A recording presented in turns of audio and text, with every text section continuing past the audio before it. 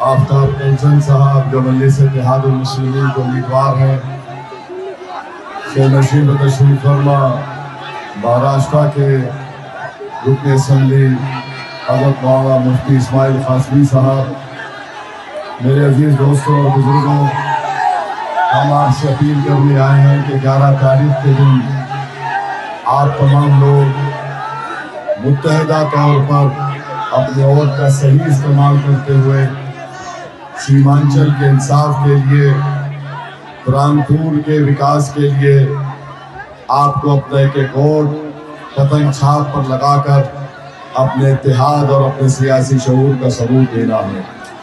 मेरे अजीज दोस्तों और बुजुर्गों, मजलिस इत्तेहादुल मुस्लिमीन आपसे वादा कर रही है। भाई आप बोलेंगे, हम रुक जाएंगे। अगर आप बोलना चाहें तो हम बैठ जाएंगे, या तो आप खामोश बैठेंगे या सुनेंगे। अगर आपको बोलना है तो हम चले जाएंगे। मजलिस इत्तेहादुल मुस्लिमीन पिछले 11 साल से सीमांचल के इंसाफ की लड़ाई लड़ रही है और हमारा मानना यह है कि भारत का सबसे पिछड़ा इलाका है, यहाँ पर इंसान बसते हैं और इसीलिए मजलिस ये चाहती है कि भारत को ताकतवर अगर बनना है, बिहार को अगर तरक्की करना है, तो बिहार का ये जो इलाका है सीमांचल का, उसमें विकास का काम होना ज़रूरी है।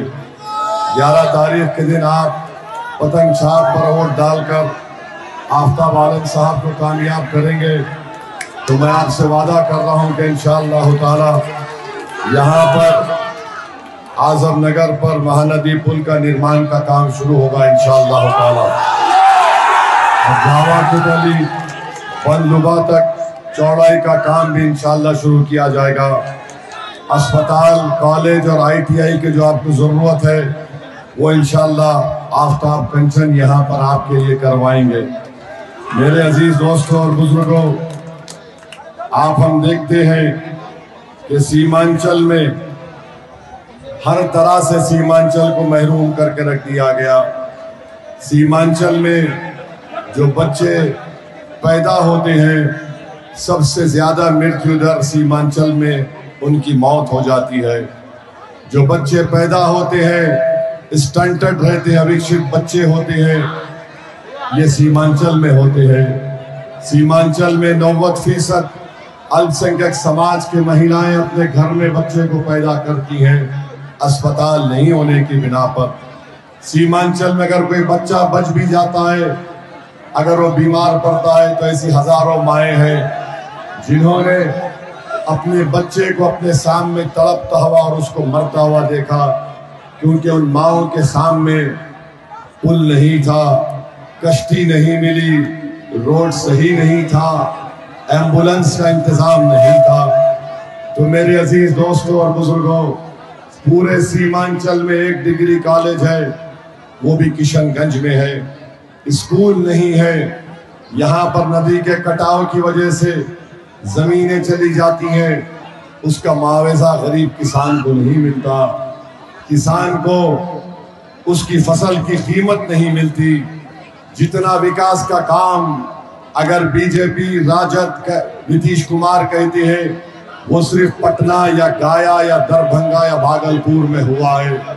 सीमांचल में कोई काम नहीं हुआ। बड़ी बड़ी यूनिवर्सिटियों का क़याम अगर किया गया तो पटना में IIT का मजाक कर रहे क्या?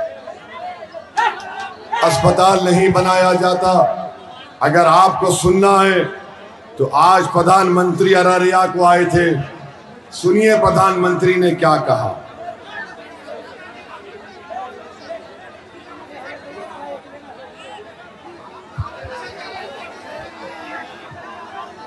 अररिया में प्रधानमंत्री ने कहा कि बिहार में बड़ा विकास हो रहा है। पटना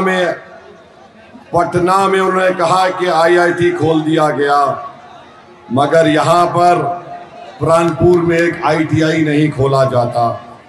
एम्स पटना में खोल दिया गया, मगर प्राणपुर में अस्पताल नहीं खोला जाता। दरभंगा में प्रधानमंत्री ने कहा एम्स का काम हो रहा है।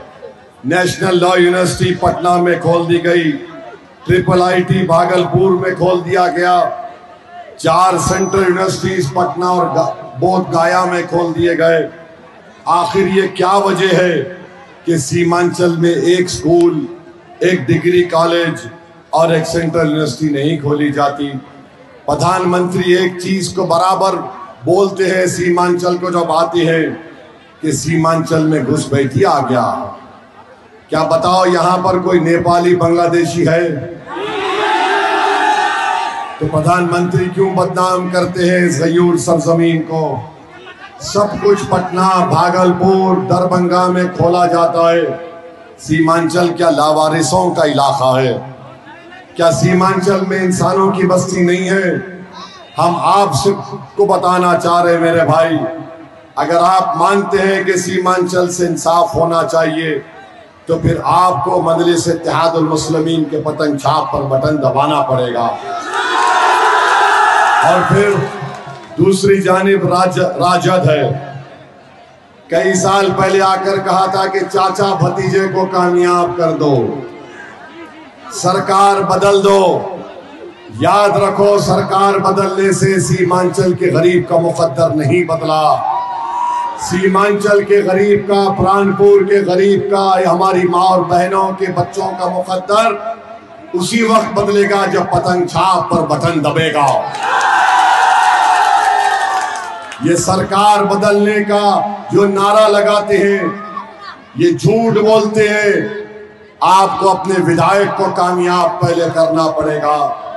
और राजद ने जो उम्मीदवार को दिया है, मोहतरमा इशरत परवीन, कितनी मर्तबा लड़कर हारा इन्होंने। टेम्पो गाड़ी याद है? टेम्पो गाड़ी याद है? तो टेम्पो से उतरकर लैंडीन पकड़ लिए और पतंग छाप को गाली देते हैं और बोलते हैं कि अगर ये जोड़ी आफ्ताब कंचन की जोड़ी कामयाब हो गई तो भाजपा आ जाएगी। अरे भैया, 2015 में लालू नीतीश मिलकर कामयाब हुए, बाद में आपने बीजेपी को सत्ता पे बिठा दिया, फिर 2020 में फिर मिले, फिर भाजपा को कामयाब कर दिया, सत्ता में बिठा दिया। बताओ, असदुद्दीन ओवैसी 11 साल से यहां पर आ रहा है, मगर भाजपा ऐसे कैसे कामयाब हो जाती है? मेरे अजीज दोस्तों और बुजुर्गों, आपने 20 साल कांग्रेस को मौका दिया, आपने 20 साल नीतीश कुमार, बीजेपी, तेजस्वी को मौका दिया, आपने 15 साल राजद के लालू परिवार को मौका दिया। मैं आपसे सिर्फ 5 साल मांग रहा हूं प्राणपुर के लिए, आप देंगे? और याद रखिए तेजस्वी ने क्या कहा ओवैसी के बारे में कि ओवैसी चरमपंथी है, जिसके चेहरे पर दाढ़ी है, जिसके चेहरे पर टोपी है, जो नमाज का पाबंद है, जो मस्जिदों को आबाद रखता है, जो कुरान को पढ़ता है, जो मदरसे में आलिम पढ़ाता है, जो बच्चे उसके पैरों के पास बैठकर दीन सीखते हैं, जो हमारी माएं सर पर पल्लो ओढ़कर या हिजाब या बुर्का पहनती हैं, तेजस्वी के नजर में वो चरमपंथी है। बताओ, यहाँ पर इतने हमारे बुजुर्ग हैं जो चेहरे पर दाढ़ी और सर पर टोपी है, क्या वो चरमपंथी है? क्या हमारे मदरसे चरमपंथी के अड्डे हैं? जब नहीं है तो तेजस्वी ये क्यों बोलता है?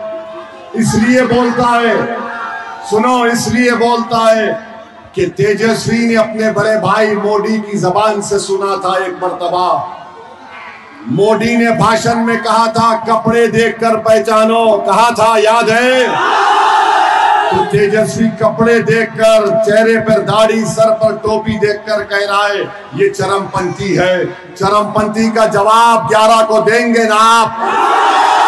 कैसे देंगे? नारे से देंगे या बटन दबाकर पतंग छाप करेंगे?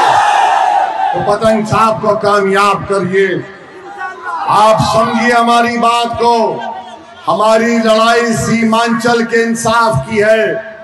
हमारी लड़ाई सिर्फ आफ्ताब कंचन को कामयाब करना नहीं है, पूरे सीमांचल का गेम को बदलना है, गेम को बदलना है, पूरे खेल को बदल देना है। क्या ब्लॉक में रिश्वत नहीं ली जाती? म्यूटेशन रजिस्ट्रेशन के नाम पर रिश्वत ली जाती है। अब तेजस्वी और मोदी, नीतीश कुमार जनता को धोखा देने के लिए कह रहा है मैं 200 यूनिट बिजली फ्री दूंगा, कोई बोलता है 125 दूंगा, मगर प्राणपुर की जनता बताओ क्या बिजली आती है? 6-6 घंटे 5-5 घंटे बिजली है, मगर मोदी और उसके छोटे भाई कह रहे बिजली फ्री। जब बिजली आती नहीं तो फ्री कहां से आएगी बताओ? मोदी कहते हैं, नीतीश कुमार मोदी कहते हैं 1 करोड़ नौकरी देंगे, तेजस्वी बोलता हर घर नौकरी दूंगा। आपको बता रहे हैं अगर हर घर नौकरी देना पड़ेगा तो 2 करोड़ 60 लाख जनता को नौकरी देना पड़ेगा। उसके लिए 8.5 लाख करोड़ की जरूरत है। अगर मोदी बोलते 1 करोड़ देंगे तो उसके लिए 4.5 लाख करोड़ की जरूरत है।